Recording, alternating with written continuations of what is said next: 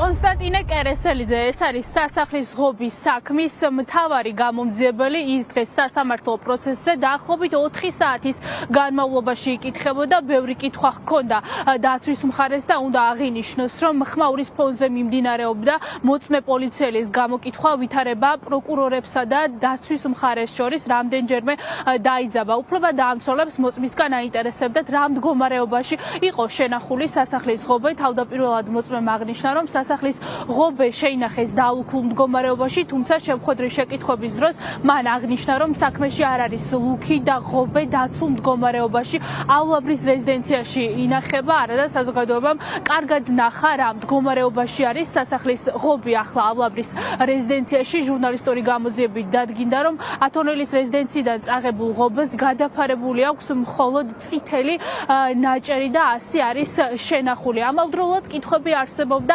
კამერებთან დაკავშირებით. უფლება დაამცველებს აინტერესებდა, ამოიღეს თუ არა მიმდებარე ტერიტორიაზე არსებული სამეთვალყურეო კამერების ჩანაწერები და ასევე გამომძიებელმა მიმართა თუ არა ათონელის რეზიდენციას იმასთან დაკავშირებით, რომ დაარქივებული ყოფილიყო კამერები, რაზეც გამომძიებელმა თქვა, რომ თავად გადაწყვიტა და მიიღო გადაწყვეტილება იმასთან დაკავშირებით, რომ კამერები არ ამოიღო და დაარქივებასთან დაკავშირებით ასევე რეზიდენციისთვის არ მიემართა. საქმე 5 ნაწილადაა გაყოფილი. კითხვა არ დამისვავს, საქმე რატომ დანაწილდა. ეს საქმის პროკურორმა გადაწყვიტა. უშუალოდ ამ პირებზე ხომ არ ჩაგიტარებიათ რაიმე საგამოძიებო მოქმედება? არა.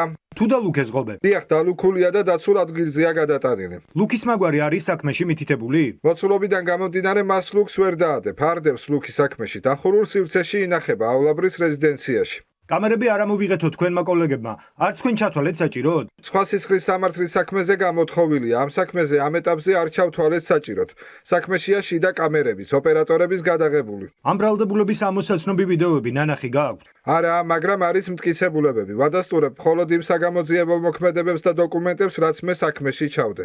არ დაგიდგენიათ ამათი ვინაობა, არ ჩაგიტარებიათ საგამოძიებო მოქმედებები. როგორ ადასტურებთ ესენი რომ არიან ის, ვინც დანაშაული ჩაიდინა? საქმეში დევს უამრავი მტკიცებულება, ვიდეოები. პროკურორმა იცოდა თუ არა, რომ გარე პერიმეტრზე კამერები იყო.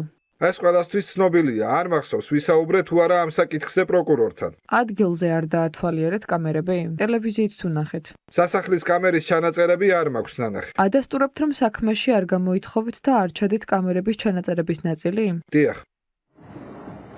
საქმის მთავარმა გამომძიებელმა და სტაჟიანმა პოლიციელმა საჭირო და არ ჩათვალა ის ფაქტი, რომ დაეთვალიერებინათ სამეთვალყურეო კამერების ჩანაწერები და დაიარქივებინათ, თუმცა ამ დროს აღნიშნულ სისხლის სამართლის საქმეში დევს TikTok პლატფორმიდან ამოღებული ვიდეო მტკიცებულებები, რომელიც აღნიშნულ სისხლის სამართლის საქმეს დაერთო, სწორედ ამიტომ არსებობდა ბევრი კითხვა კამერებთან დაკავშირებით, ასევე ატრიალებულ კამერებზე ჰქონდა დღეს დაცვის მხარეს ბევრი კითხვა. ამ დროისთვის საქალაქო სასამართლოში იკითხება ასევე გამომძიებელი ზურა კუპრავა, რაც ჩვენებას მისცემს ის სასამართლოს ახლა ეს არის საინტერესო.